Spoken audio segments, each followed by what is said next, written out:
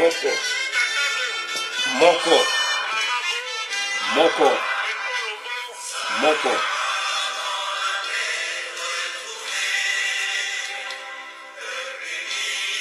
Nous sommes les Aïwa, en avant fierté de dignité, au plus grand, peuple libre à jamais. Et qu'on enflamme l'eau du feu sacré, pour bâtir notre pays toujours plus beau, autour d'un fleuve majesté, autour d'un fleuve majesté. Et qu'on arrive l'idéal qui nous réunit aux aïeux, à nos enfants. Et justice et travail.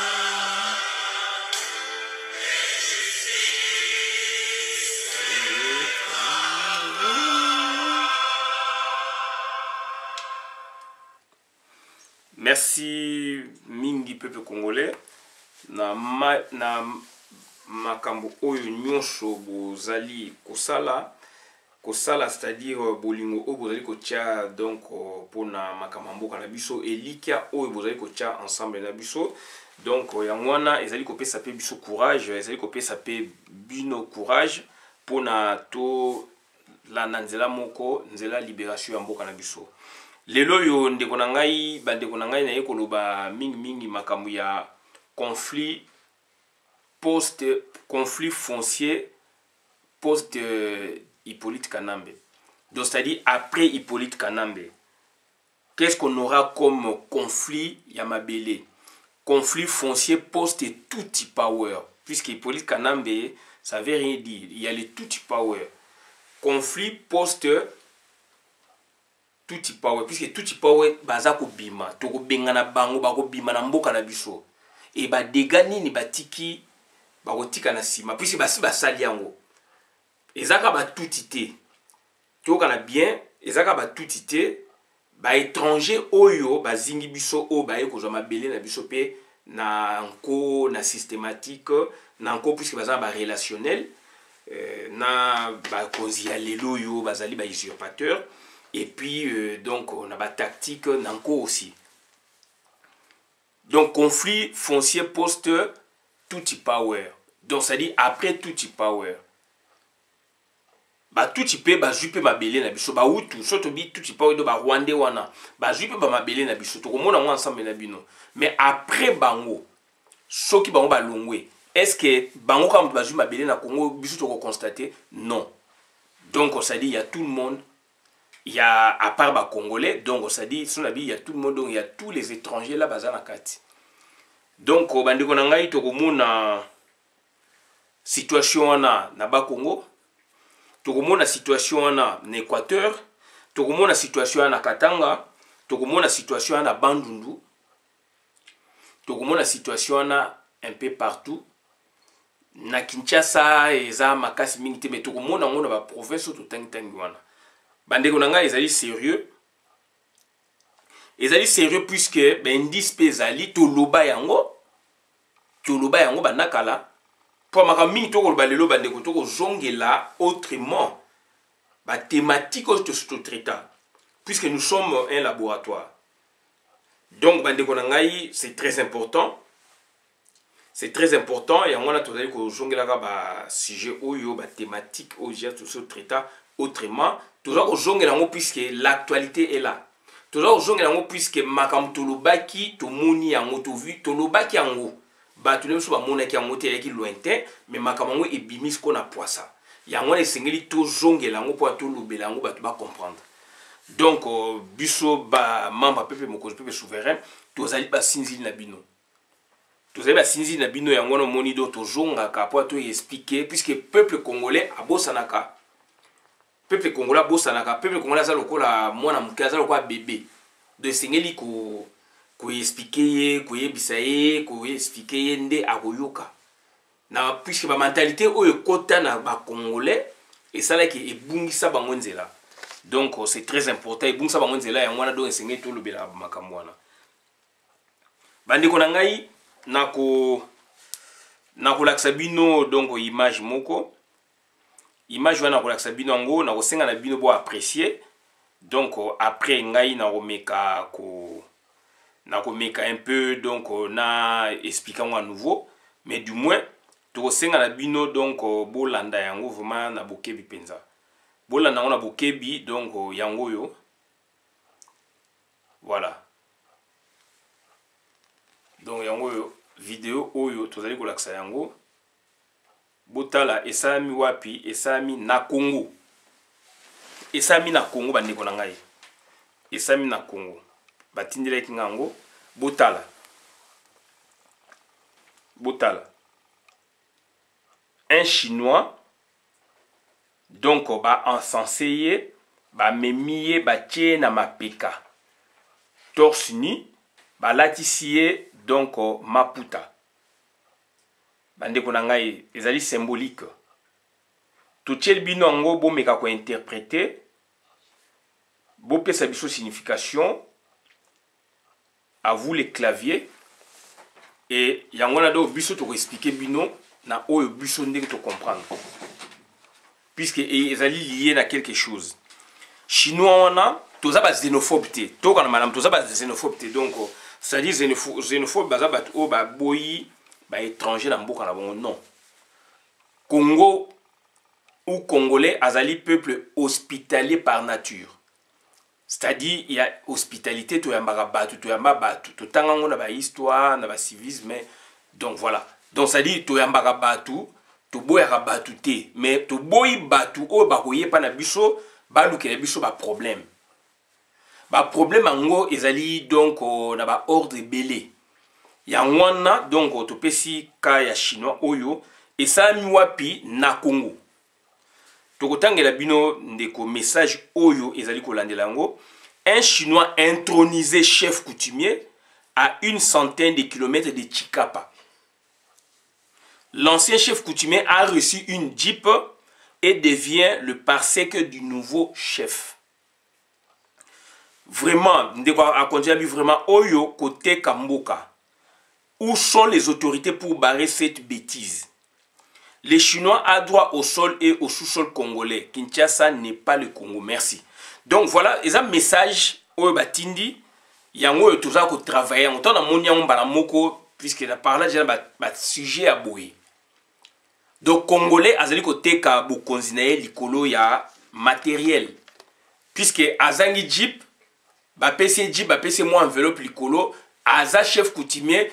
Ayebisi ba notable mususu ya mboka na bango donc côté bango bazali wana andimi côté ka bokonzi ya bokoko na un chinois un étranger toza contre ba étranger te mais toza ko parler na ba fait toza ko parler na ba fait bandeko na ngai moi je m'intéresse beaucoup donc na makambu ya mboka et makambu itali mabele. Yango moni dongo daza ko parler loko na loba yango déjà autrement. Mais lelo yo ezapi na Chikapa, Chikapa ezapi na Kasai. Donc je me répète, un Chinois intronisé chef coutumier à 100 de kilomètres de Chikapa. L'ancien chef coutumier a reçu une jeep et devient le parsec du nouveau chef. Bande konanga makama boisa makana Congo. Donc Chinois Aïe Namboka Nabino a étudié, à comprendre, à Sombi chef coutumier, à PC Misolo, à PC Jeep, à PC Mbongo, puisque Mbongo Jeep wana Zwagangote, ou l'État a qui pas Bangote, est-ce que l'État a le droit d'occuper Bango point d'interrogation, alors que Bango Baza secteur où Bango Baza ko régner, ba chefferie, ba boué. Donc on est à la parenthèse, donc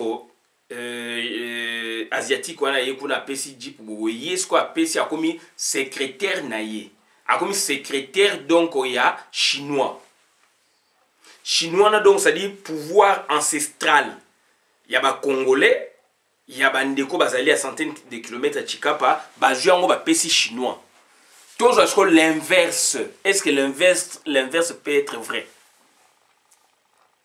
inverse peut être vrai. Nazo ko tuna bino question bande ko na bo répondre. Donc kibolole ya boye sa makaka na Congo. Bokonzi ya bokoko ancestral. Milimu wana o ezali ko guider ko gouverner de façon visible et puis mystique.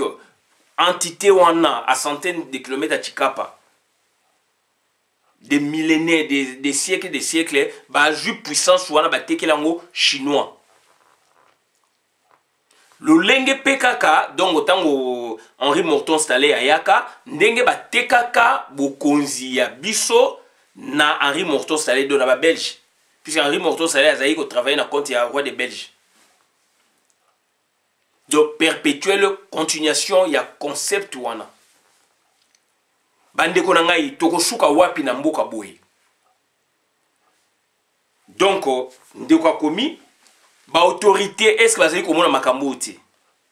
Puisque ba chef coutumier baza ko dépendre donc na ministère intérieur. Est-ce que Gilbert Kankonde aza komona makambo te. Et ça met à centaines de kilomètres ya Chikapa. Un chinois comme chef coutumier.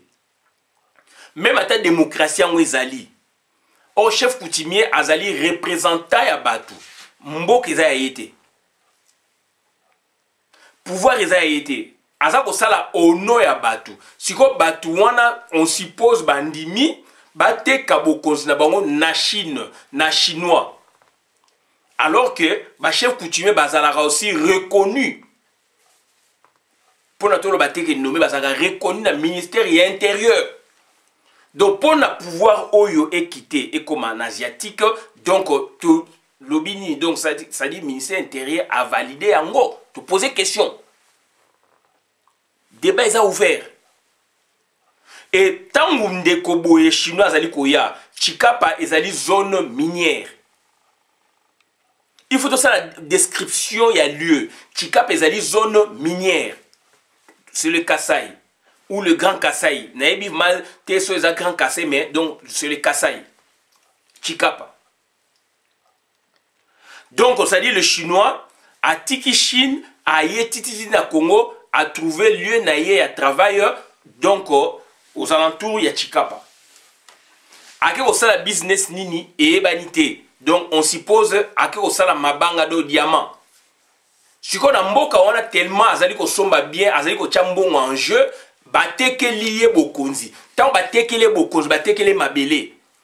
Puisque donc l'autorité o ezalaka donc na kati ba chef coutumier ezali lié na mabele, ezali lié na foncier.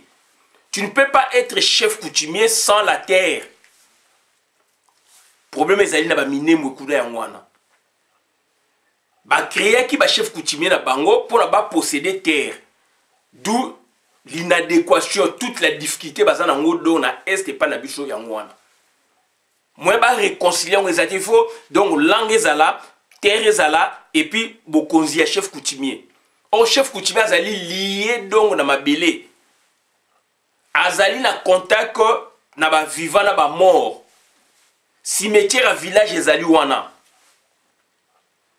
Ba lieu sacré ya mboka ezali wana na village. Na place oyo ba pesi bokonzi. Ba lieu wana mabele wana na pouvoir wana ba to ba kunda bango. Ba milimu ya biso des siècles et des siècles. Ezali donc en contact na chef coutumier. C'est ça l'Africain. Si ko bokonzi wana bo pesi yango chinois. Chinois ako rêver. Ako ba songe ya ba koko koyela ndenge nini ya biso ba batu mwindu. Ya zali chinois. Comment donc reconduction na transmissible? Donc transmissibilité wana ya pouvoir socio-politique traditionnel o eza incarné ba chef coutumier et ko passer ndenge nini et comme na chinois ya lo baga chinois ta yebi chiluba ata yebi ki Congo azali chinois azana ba mœurs ya ba chinois azali mwana ya ndeko na bino mobalité abale libino ndeko na bino te même soka ba libino ndeko na bino mais il y a la hiérarchie na kati ya secteur na kati ya chefferie. Voilà bandeko na ngai mutu wana sombi déjà donc ba introniser donc ipso facto automatiquement à moins que na se tromper a commis pe mokonzi ya mabele wana. Donc tant que mokonzi mabele wana puisqu'il a l'argent, donc akobimisaka mikanda batekeli ye place wana. Alors que nkita ya Congo ekoki pe kozala wana. Donc ça dit kita ya Congo lobi ekoki kozala wana. Ba prospection mususu oyo bango basali. Technologie na Chine ezali très développée par rapport à biso. Chinois atanga yé. Est-ce que aïe na ba pareil, il y a ba détection pour na yé ba mettre à place boy, ba pareil on était comme makao. Eza ba magasin ba teka ba pareil wana. Awa, ezali tout le monde même ba documentaire. Chinois atanga kei kuna. Est-ce qu'il n'était pas outillé? Est-ce que ça la géologie? Est-ce que botunité? Est-ce que na mboka wana ba tekeli bokonzi wana? Ba expert en la matière bazate. Bato bazali pe abwani ba sage bazali te. Ba vana likamona ba funda yango ba tuna chinois na toboite oye ko vana me oyeti ba pesa bokonzi na biso pona nini? Boko mona kuna na kati moko mibale ba oninga ba telema chef coutumier wana donc à côté kaye communauté comme divisé et comme divisé mutu oyo akolinga donc un subversif mutu akolinga telema lobela makambo ya chinois donc bakoyi ko bomaye na mboka na ye et chinois lobe akomi chef coutumier akomi chef coutumier donc akomi chef de terre puisque coutume chef coutumier chez nous c'est lié donc on a notion ya terre pour milimu ba esprit ezoko uta na terre to vande la kalikola mabele donc vie na biso eza mabele donc ateki mabele. Et bon, c'est tonné lobby, ce que commis donc, c'est-à-dire, déguerpi bino na village wana. Et surtout que, combien les alliés na gouvernement en place, c'est-à-dire qu'on travaille na étranger mingi. Lobby, bokeba, lobby bako bengana bino, puisque chinois bo pesi bokonzi. Ba yé ba tactique mususu. Na moni chinois, maman moko internet na karamba YouTube, Facebook, YouTube. Maman moko ya congolaise asalaka kwanga chinois ye abandi ko soma kwanga epana ye. Azo soma kwanga epana ye apesa bango $10, apesa bango mbongo, ba ko mona mbongo ebele, asomba ti, akomi ko bisa bango donc asomi kipuka, ayokana bango asomi ye asomi kipuka, basa ele ba kwanga. Chinois a na Congo, ba vidéo ezali. Donc ba petit commerce il fait revenir ba congolais, donc ba tuana ba côté bis boyebi, ba yebi ke bozali assoiffé à mbongo, non seulement assoiffé à mbongo mais bozana mbongo te. Bachembo manger technique ya kolamba kwanga ezali ya biso traditionnel botekela ngo pe ba chinois mabele botekela ngo ba chinois bokonzi na biso botekela ngo ba chinois dobo s'attendre na pire lobby na gouvernement est-ce que chinois wana oyo bino bo encenser o bino bo introniser bo commissaire donc empereur bo commissaire chef coutumier na mboka wana est-ce que chinois na azali motinda mi ya régime oyo te ya ba rwandais Congolais donc maïle et comme mukuse. Est-ce que chinois wana donc bande konanga chinois oyo. Pardon, donc chinois oyo bande konanga ye. Oyo lelo a commis telema donc yeyo chinois oyo. Naza contre été, nazo parler chinois oyo. Donc ba introniser ye, ba commissaire mokonzi na centaine de donc na zone za peme na chikapa. Chinois oyo, est-ce qu'azali motinda mite ya Hippolyte Kanambe? Aza motinda mite ya Tuchi Power. Basali yango ebele. N'Équateur to yebisa bino basali yango. Na yebisa bino déjà la vidéo. Nambandaka, soi-disant ba rebelle, donc ba centrafricain ba koti. Et ça ba centrafricain te, to yebisa bino. Ezali ba Rwandais. Bakoti na zongo basomi mabele bakoti na gemena basomi mabele basomi na Guadolite na oto ko swana ser na nga donc aza muta Guadolite ba tuwana basomi mabele na Guadolite mais na loba yango ça fait ba 3 mois lobi to na ser na biso aza muta Guadolite a lobi yango ba étranger basomi ba mabele ba village abatu n'Équateur na Mbandaka na gemena mabe na donc zongo mabe basomi mabele donc na ba Congo toloba yango Machako Mamba akufi balingi bakunda wapi na concession na soit disant soki na Kasangulu concession na Kasangulu to boite akoki ko somba ngo azali étranger ou azali donc congolais ba question bolingi ko se poser te bato wana lobi ba ko revendiquer mabele wana ba ezali ya bango et comme ba problème est-ce que tu le to saka vidéo to bi est-ce que ça ba prospection te ba tini bato wana te ba ke na ba Congo na ba Équateur ba lieu moko précis ba soma mabele parce que ba prospection ça mena ba satellite puisque tout ça ko bunda na ba multinationale tout ça ko bunda na bato ba ça ba misole belé ba ça ba moyen belé ba tie turbo ba tie ba moyen pour na ba kanga Congo autrement na bandundu bomonaki bato bangombe balobaki yango polele ndeko yokaki yango ndeko kuna yoka biso tuto yokaki yango ke baye chef coutumier ba pese couverture ba pese boye ateki mabele na bandundu bata bangombe na bakenda wapi babimisa mobulu wapi na bandundu donc na yumbi mais basoma dans l'entretien mabele wana donc ekomi ya bango babimisi mobulu place wana kolte zali baboyeboye na yumbi Colté zali, diamant zali, or zali, na yumbi, cobalt zali. Donc, ba somi ma belé bandekonanga partout, donc na katanga pareillement. Au soi-disant, donc, armée zambé ne koti, ba ye ko soma ma belé. Bazali ko soma ma belé, pas ba chef coutumier. Chef coutumier ma belé za ya yete. Ya zali nde gérant. Ba komi ko te kana pouvoir ya bokoko ya africain. Enfin, ya biso ba congolais. Voilà, donc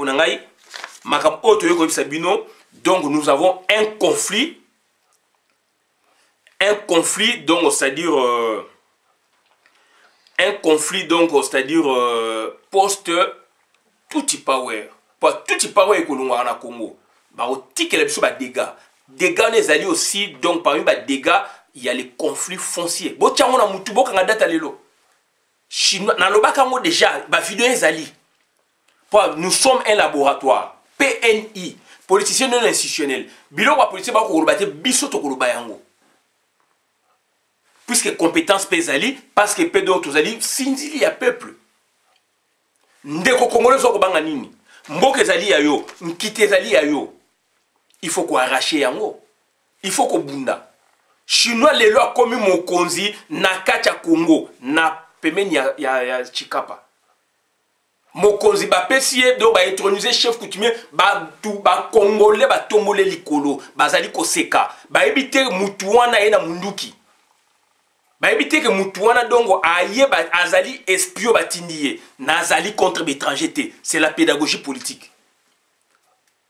Toujours ba réflexe toujours ce que donc ba réflexion inversée biso to kenesko na Chine ko soma mabele na Chine. Impossible. Tant que le consomme ma belé na Zambie, impossible. Tant que le consomme ma belé donc na Centrafrique, impossible. Na ndenge bango ba yeli biso to ko salango et ko sala maté. Mais biso toza ko teka bokonzi na biso.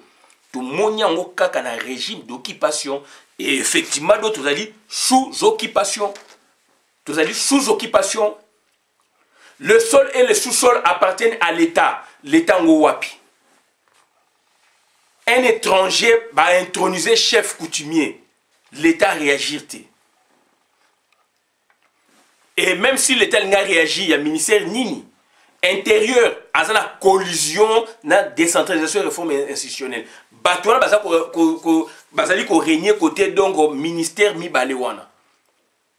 Intérêt à l'ingalo baboué, décentralisation et réforme institutionnelle pour la panza Congo ya Ruberwa, azali wana ozage. Voilà, ezali décloisonnement et savoir scientifique et politique. C'est-à-dire que l'homme a barrière pour la à comprendre facilement. Voilà, autre gars, je suis à la vidéo, madame la communauté. Ngai Christian Bola bien membre peuple mokoz, peuple souverain, combattant, résistant, révolutionnaire, PNI. PNI, et politicien non institutionnel. Merci.